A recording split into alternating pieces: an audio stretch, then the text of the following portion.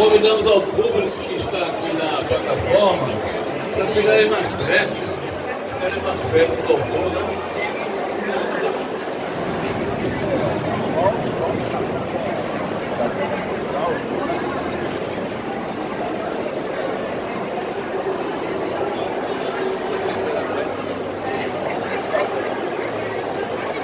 Bem, público, chegou o momento de lançarmos Armagedon, do escritor Alexandre Santos.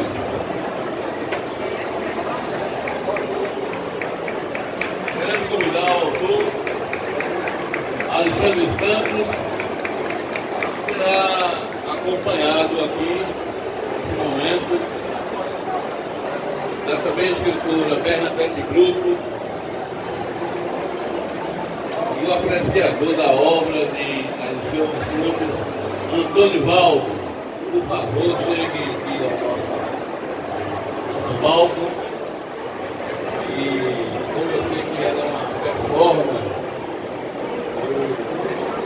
eu vou passar a palavra a Bernadette Grupo, que vai conduzir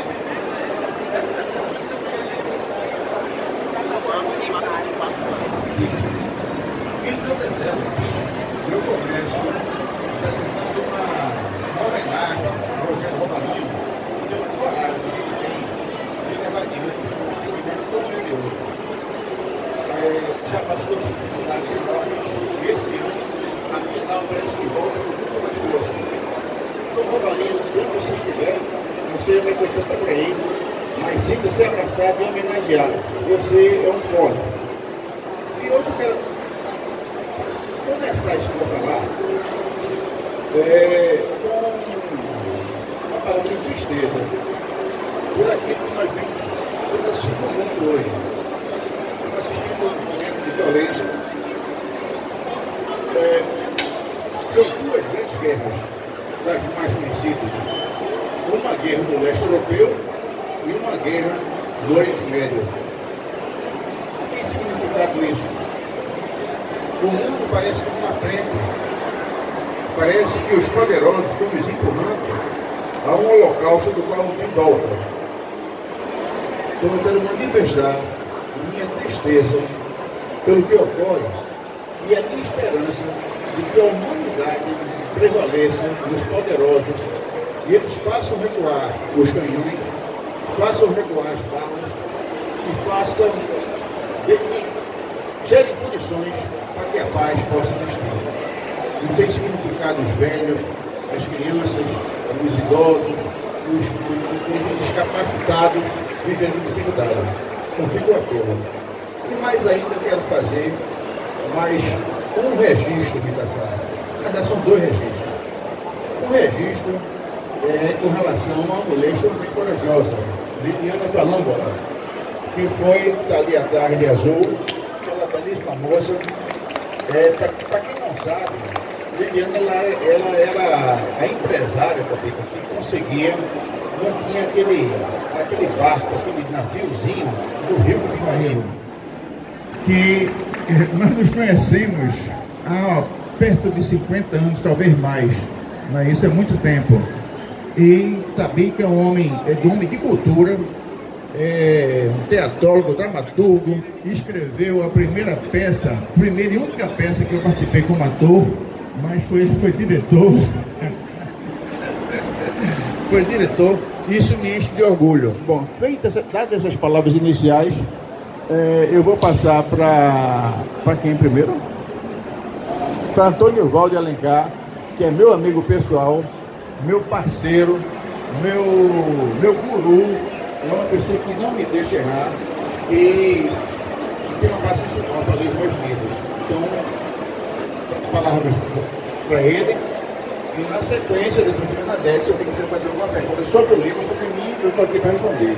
Com a palavra, Antônio Valdo Alencar, engenheiro civil e meu grande amigo. Boa tarde a todos e a todas. É sempre uma alegria estar com todos e com o Alexandre em mais um livro que nos propicia a oportunidade de uma boa leitura. Eu vou seguir com o roteirozinho aqui para evitar e ocupar muito tempo, né, extrapolar o tempo.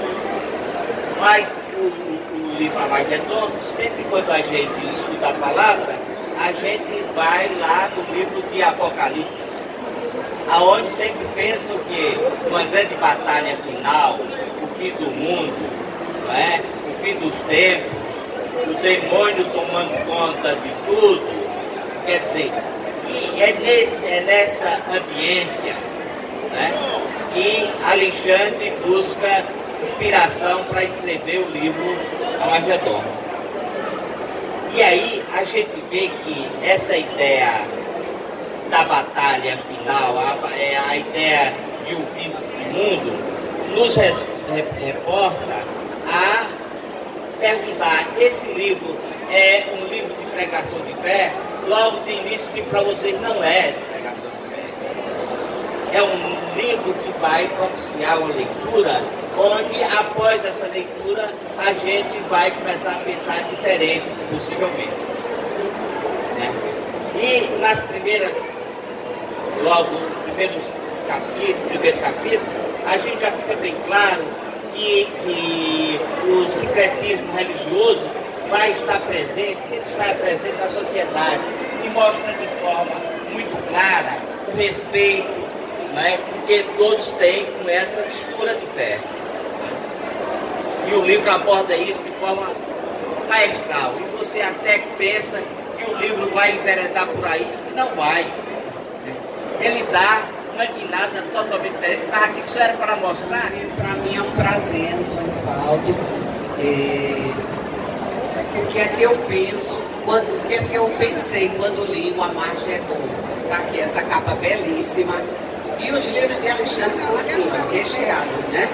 Terminei ontem, viu, a leitura, ontem, para vir aqui. E cada escritor, ele tem um tema, que esse tema, ele se desdobra. E, para mim, o tema de Alexandre sempre é o mal e o bem, o que é mal e o que é bem. Ele pega, inclusive, também o dia a dia. Sempre no pano de fundo da história, ele faz questão, inclusive nesse livro, ele diz: esta é uma obra de ficção, porque a gente encontra o nosso dia a dia e ele, o pano de fundo da história dele sempre tem muita história, tem a atualidade, tem a política, que é uma forma que ele enxerga que o mundo, como é que o mundo funciona, tem as questões religiosas. Ele me parece um homem de fé, apesar de questionar muitas ordens. O que ele questiona é a humanidade que transforma os paradigmas, mas não a fé. Me parece um homem de fé e na esperança da humanidade, e que traça, o escritor, ele vai traçar, eu sempre vi desde o início, né? Quando ele falou em bons livros ao dele, eu vou citar, né? Ele tem um livro de poemas belíssimo. Eu adoro o poema dele de Dáuspa, que fala exatamente isso. Quem quiser procure, encontra. E já é um poema épico da luta entre o bem e o mal. Veja que ele sempre está com essa temática. Depois ele vem com o Moinho, ele vem com Maldição e Fé, que é melhor do que qualquer novela. Porque você vai ser ambientado numa Olinda, naquela época, mas sempre está isso aí.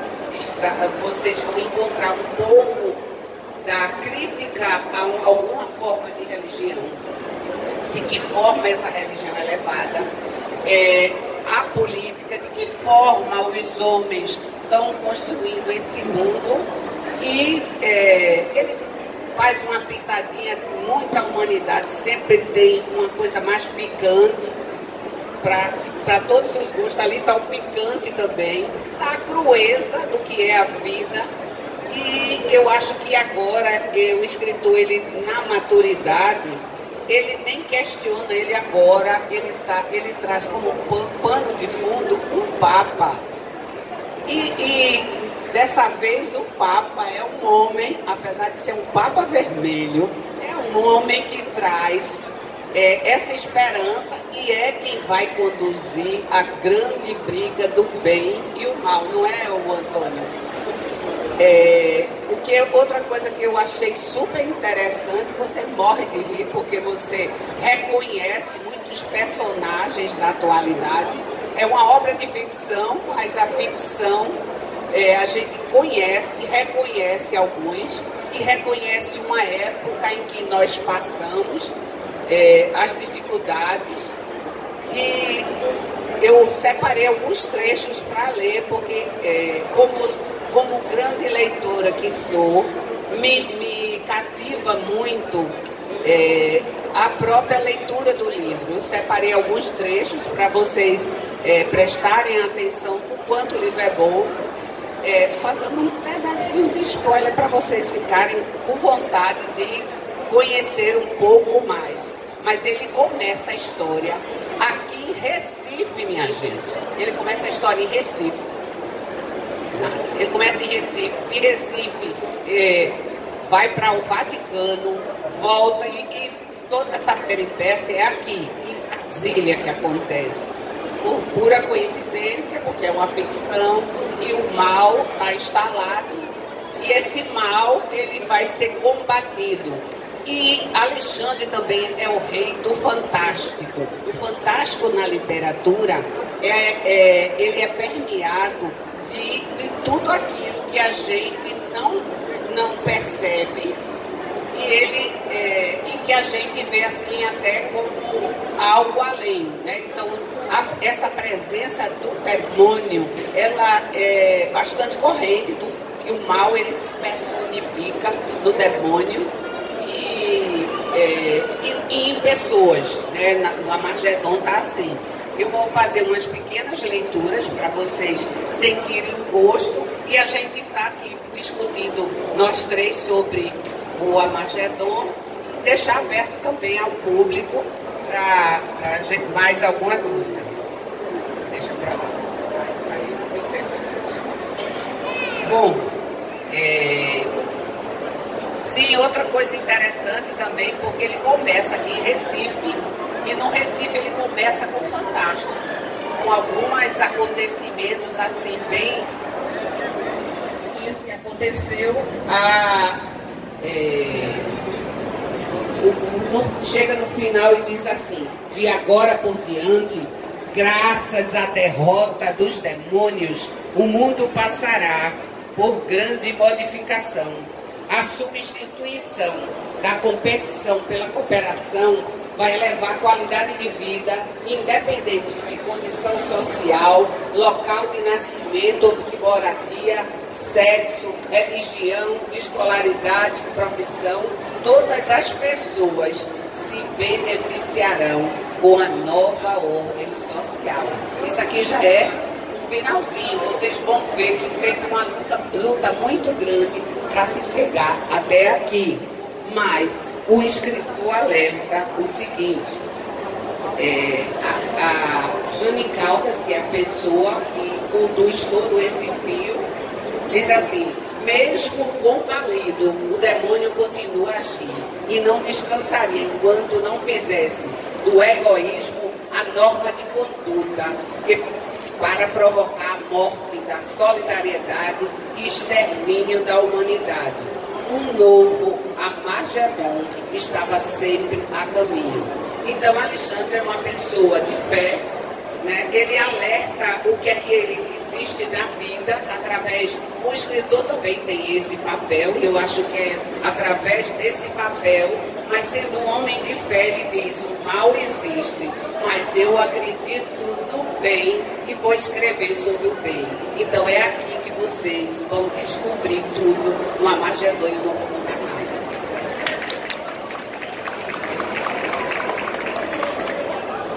Bom, isso aqui eu quero agradecer muito a Antônio Valdo e a Bernadette Dutra, que fizeram esse sobrevoo do Armagedon, e a gente já sabe exatamente o que vem por aí. Mas eu não poderia falar de algumas coisas. Primeiro, que o livro, assim como qualquer obra de arte é algo coletivo. A gente imagina que o livro tem um autor e esse autor se basta por si próprio. Isso é um engano. Se o livro não for correspondido por uma leitura, ele é um mero artefato. É como se ele fosse um peso de papel. Um livro que não é lido, isso é uma obra inacabada. Então, a leitura é fundamental para que o livro possa existir enquanto objeto de arte. Isso é uma coisa que um negócio muito importante é que o leitor ele ajuda o escritor com o próprio texto. Quem escreve sabe que quem dá a palavra final sobre o livro é o leitor. Pouco importa o que as pessoas escrevem, pouco importa. O que vale é a opinião do escritor. Não, o que vale é a opinião do leitor. Porque ao final do livro, no final da leitura, ele pode ter a interpretação que tiver, e é essa que vai valer. Esse vai valer. Naturalmente, existem algumas técnicas de incorporar o leitor na feitura do livro. Os mais ou menos, a leitura das entrelinhas. O escritor não disputa e deixa que o leitor escreva alguma coisa por si próprio no seu imaginário. Isso é fundamental. Então eu uso muito isso, não apenas a Magedon, mas também em outros livros meus. E quem já leu tudo sabe que metade do que está escrito é uma constrói. Quando alguém elogia, é porque a parte que elogia foi a que ele escreveu, e não a que eu escrevi. Né? Por exemplo, Antônio Valdo, que é um leitor extremamente rigoroso, ele leu metade feita por mim, a outra metade que ele escreve na cabeça dele, porque ele é uma pessoa sensível e talentosa, e no final o conjunto ele atribui a Magedon, que mais ou menos aconteceu também com Bernadette. Ela leu o livro, então o talento dela de leitora e de escritora, ela preenche as entrelinhas segundo o pensamento dela, e no final sai uma obra conjunta, que é do autor e do leitor. Mais que isso, e uma observação final, Tadeu, com relação aos livros. O texto é somente um pedaço do livro. O texto é um pedaço, porque o livro, independentemente da participação do leitor na feitura do enredo final, passa por um revisor, por um diagramador, por um capista, por um editor. Tudo isso, todos esses elementos fazem a sua contribuição para que o livro chegue ao formato final. Então, nesse momento, eu faço um agradecimento muito especial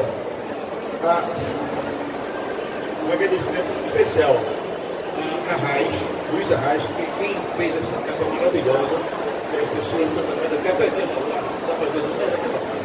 que é uma coisa belíssima. Né? Faço um agradecimento especial ao meu editor, Rogério Generoso. Faço um agradecimento especial a todos que, de alguma forma ou outra, participaram do conjunto, da feitura do conjunto do livro Magedon. Mas o agradecimento maior é ao leitor que me ajuda a preencher as entrelinhas que, de forma intencional ou não, são deixadas para que o conjunto do Magedon seja uma obra coletiva, do autor e do leitor. Muito obrigado. Se alguém tiver alguma pergunta a fazer, eu acho que tem mais ou menos. Não faz não, porque não tem mais tempo não, mas eu teria muito prazer em responder. Um beijo para todo mundo, até logo. Tchau, tchau.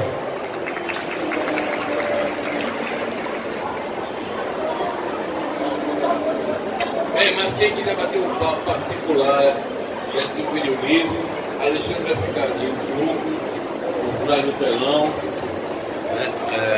Ávido por presenteá-lo com essa obra Armagedon. E para as 4 horas anunciamos o livro Sou Capaz, da autora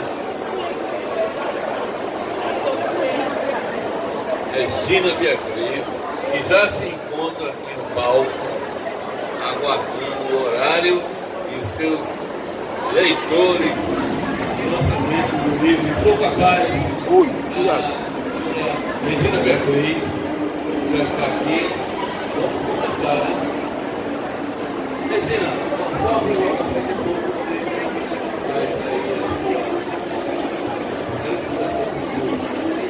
você é capaz de quê? Eu sou capaz de muita coisa, viu? E olha, quando a gente é criança, a gente acha que a gente não é capaz de muita coisa. E é pensando nisso que a gente pensou no livro, né? Quais as coisas que eu sou capaz? Que é o ilustrador, que é o Adriano Alves. O Adriano Alves é um grande companheiro, desde o tempo da mocidade, um artista, e que conseguiu colocar no desenho, na arte, essa capacidade, né? O tamanho da minha capacidade, o meu tamanho, o jeito de ser. Foi muito interessante porque quando a gente pensou em fazer um livro, aliás, a gente nem tinha pensado em fazer um livro, né? Eu sonhei com o Adriano, e o Adriano estava com um chapelão de palha. E teve essa mulher que eu também não sabia. Ser melhor.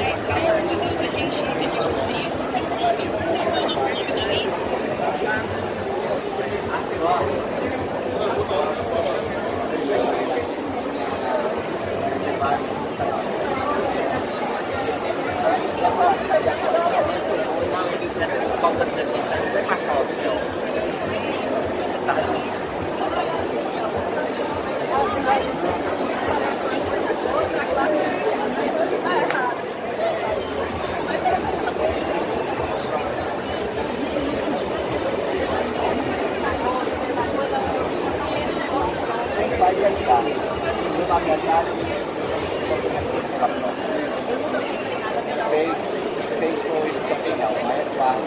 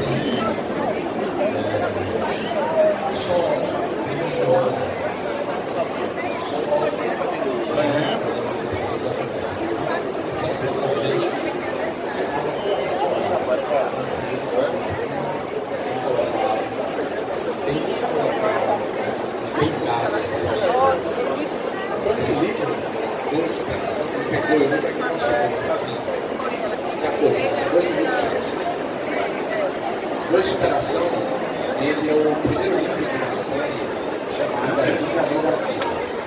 A proposta dessa série é exatamente a gente iniciar os conceitos da leitura com o que a ciência já nos trouxe. Ele é apenas a resposta do nosso condicionamento de ser, de pensar. Hoje vivemos uma vida no automatismo. Hoje vivemos uma vida em que não prestamos atenção muitas vezes no que estamos fazendo. Quando acordamos, trocamos de roupa, não pensamos. As mulheres vão se maquiar, não estão concentradas na maquiagem, estão concentradas em outra coisa, pensando em outra coisa. Aí nós saímos, tomamos café, saímos, vamos trabalhar, pegamos o mesmo caminho, e sempre no automatismo. E muitas vezes, você nos pergunta qual é a perna da calça que você põe primeiro para vestir a calça. Às vezes as pessoas não sabem. Às vezes ela precisa fechar os olhos e imaginar o vestido da calça para saber qual é a perna. Isso é automatismo. A gente vem percebendo o crescimento do grande. Então, meus queridos, a gente precisa passar, e talvez seja a ideia fundamental desse livro, mostrar que cada um de nós, sem exceção, tem a capacidade de superar seus problemas, superar corredores, muitas vezes as nossas doenças, nós mesmos que nós trazemos, nós somos herdeiros de nós mesmos, então nós podemos mudar a nossa vida. Nós podemos transformar a nossa vida agora. Devido a esse automatismo que nós iniciamos e esse afastamento do meu, porque eu preciso viver para a sociedade, me mostrar para a sociedade, eu preciso me vestir para a sociedade, eu preciso ter acesso para a sociedade, eu vou esquecendo de mim, eu vou esquecendo do meu eu vou esquecendo da minha conexão com a divindade, eu vou esquecendo do próximo esse isolamento psicológico, o descrédito em si. Se você é alguém, se tiver 10 mil seguidores, se você é alguém, se tiver pessoas. Tem outra foto aqui? Acho que tem. Então precisamos transformar o nosso ser, esse ser interior, que tem fome de conhecimento, todos nós estamos preparados para lutar. Na década de 90 para cá, se descobriu que o nosso cérebro ele se transforma. Não é que chegamos à idade adulta e ele vai se transformar, se transforma qualquer coisa em nossas vidas. E nós somos, no nosso dia a dia, resposta desse instrumento, nós somos resposta da condução dos nossos instrumentos. Mas temos as sensações físicas, temos as reações químicas do nosso corpo, as comunicações elétricas do nosso corpo. É do corpo, não é do espírito, mas sofre consequência do espírito. Então, se eu emano um pensamento, eu estou mandando eletromagnetismo que vai, em comunhão com outros da mesma vibração, se transformar em algo. Então é preciso a gente policiar os nossos pensamentos, como o mestre Jesus falou, vigiar para poder orar. Porque com os pensamentos desequilibrados não conseguimos orar, não conseguimos elaborar uma imagem positiva. Essa é a proposta do Deus do coração. Ele está no stand 10.